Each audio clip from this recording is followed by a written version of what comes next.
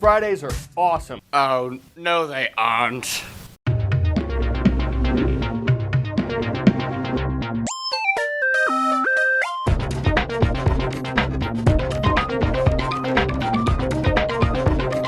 Welcome back to Politic News with Thomas Williamson. The food police are at it again. After the soda cup in New York City was struck down, a new attack on unhealthy decisions has emerged in the form of Bill H.R. 5279, or the Sweet Act. Connecticut Representative Rosa DeLauro introduced the bill, which is a tax on sweetened beverages. The tax would lay a 1-cent duty on every teaspoon of sugar in soft drinks and other beverages. DeLauro said in defense of the bill, when a 2-liter cola is 9 cents and blueberries are over $3, something has gone very wrong. Well, that low price mainly comes from the fact that corn syrup is used in soft drinks, and we subsidize corn to death. And so, ultimately, when you subsidize something, it lowers the price. So, the government subsidizes an ingredient that makes a product cheaper, and now they want to tax that product because it's too cheap. That's very much how it works here in the US government. Fortunately, this bill is going absolutely nowhere. Only 1 in 5 Americans actually support the bill, and no congressman wants to co-sponsor it. So at least that's one step in the direction for freedom. Unfortunately, while the government is saying yes to freedom of choice in terms of beverages, the federal government is sponsoring a creepy social media research project. And the aim is to produce a database of politically disfavored tweets, misinformation, and other social pollution. The project is called Truthy, named after Stephen Colbert's made-up word, which he used to criticize Republicans who very much gave misinformation. This research project is shaping up to be a tool against free speech that can be utilized to silence those who don't exactly agree with those who have the power to silence. Now, you could argue that this couldn't happen because, the government is not supposed to do that. The First Amendment states that Congress shall not pass any laws abridging the freedom of speech. But this project can be utilized to silence those you don't agree with, and that is a major problem and why it's an offense against the First Amendment and free speech altogether. Unfortunately, even if you hate this project, the government has already used $1 million of taxpayer money to fund it. Don't you hate it when you're on an airline and you just can't recline back far enough? Well, this person does too. Turns out a fight broke out on a United Airlines flight from Newark, New Jersey, headed to Denver, as one passenger restricting another passenger from reclining while using a knee defender. This device is put on the tray in front of you and restricts the person in front of you from reclining back those slightly few inches. The Federal Aviation Administration leaves it up to individual airlines to set rules about this device. The plane was forced to land in Chicago, and the 2 passengers involved in the dispute were taken off the plane and faced charges up to $25,000 in fines. However, no arrest was made. Tomato enthusiasts all over Illinois are devastated as hundreds of thousands of tomatoes are left to rot in the fields due to a heat wave.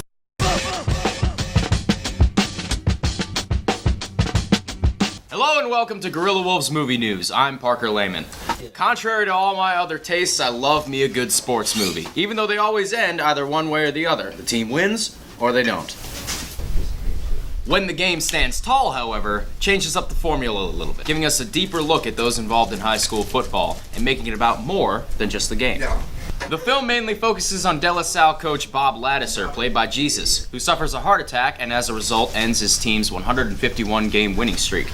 The film also focuses on some side plots involving the players and assistant coaches. The film is really trying to be Friday Night Lights, and in some cases, it comes close. The players are dealt with in a mature and honest way, and the emotion is definitely there. But the problem is, sometimes there's way too much of it. Unfortunately, this film suffers from the same plague that others this year did. Meh-itis. But those other films didn't try enough. This one tried way too hard. At multiple random points in the movie, some character that you don't remember meeting or caring about goes on an extended monologue about the human condition, and you find yourself not caring. And ultimately, while the film does try to play off Friday Night Lights' formula, it is ultimately still a formula, and the film is, as a result, formulaic. I give it a 5 out of 10. Go see it if you want to, but once you leave the theater, you won't remember that you did. Until next time, I'm still Parker Lehman. I'm Parker Lehman. This is my Kanye West impression. No one man should have all that power. Hey guys, this is Nick Ashton back again with another music review. This week we have a request from John Birdsong, who is one of the best musical last names of anybody that I know. And the EP is by a man named Ryan Adams. You know, he's traditionally not really known for sticking to genre boundaries. He's you know, he does everything. So this release is 1984. And this time it's more of a punk feeling than other of his albums.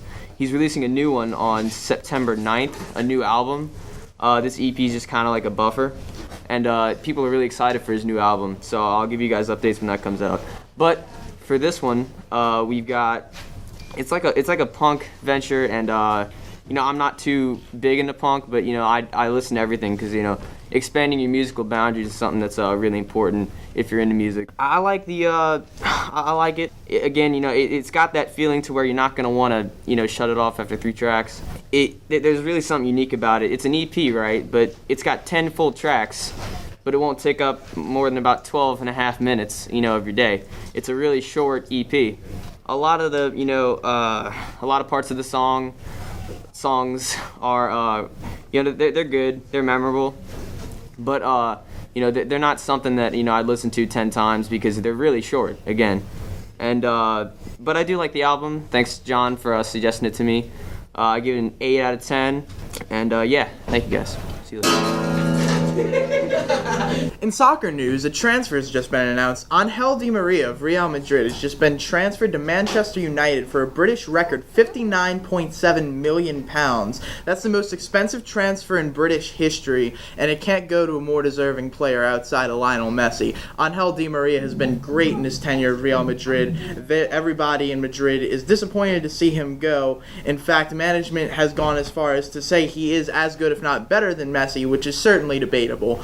I mean, Messi is hands down the best player in the world, but Di Maria has been a very serviceable forward. He's scored a lot of goals for them. He's done a good job with his tenure there. If anybody deserves that kind of money to play soccer, he's one of the people that does. In American football news, Sam Bradford, quarterback for the St. Louis Rams, is out for the season after tearing his left ACL for the second time in as many seasons.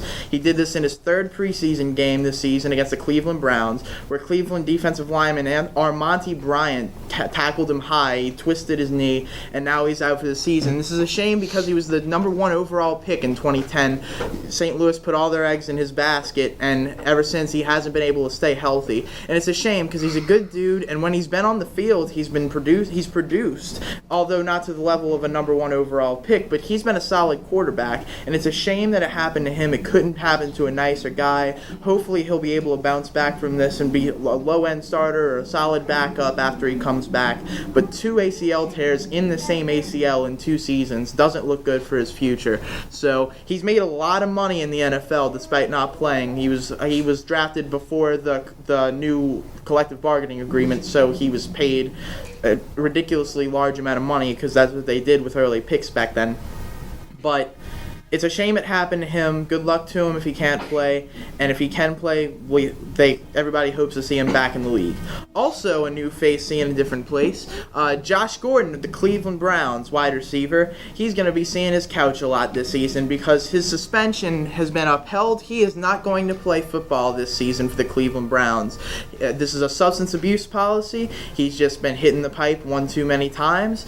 And this is a big problem for everybody, whether you're a Cleveland fan or not. Josh Gordon is one of the most electric wide receivers in the game. He showed this last season when he came out of nowhere and put up some monster numbers and clearly established himself as the top receiver in the AFC North.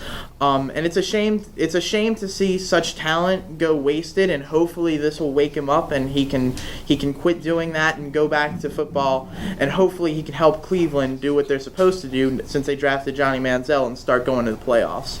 And one more move, Logan Mankins, offensive lineman for the New England Patriots, was traded to the Tampa Bay Buccaneers for Tim Wright and a pick. Logan Mankins was a staple on the line for the Patriots. He's been a 6-time Pro Bowler. He's kind of getting on the older end of his career, so they swapped him out. And if there's one thing New England Patriots know how to do, it's use a lot of tight ends. So Tim Wright will get some action. Whoever the pick is will probably be a good one because Belichick's been a good drafter in his tenure. And both teams are hoping that this trade will get him closer to one of these. For Guerilla Wolves Sports, I'm Casey Fitzmaurice. We'll see you next week.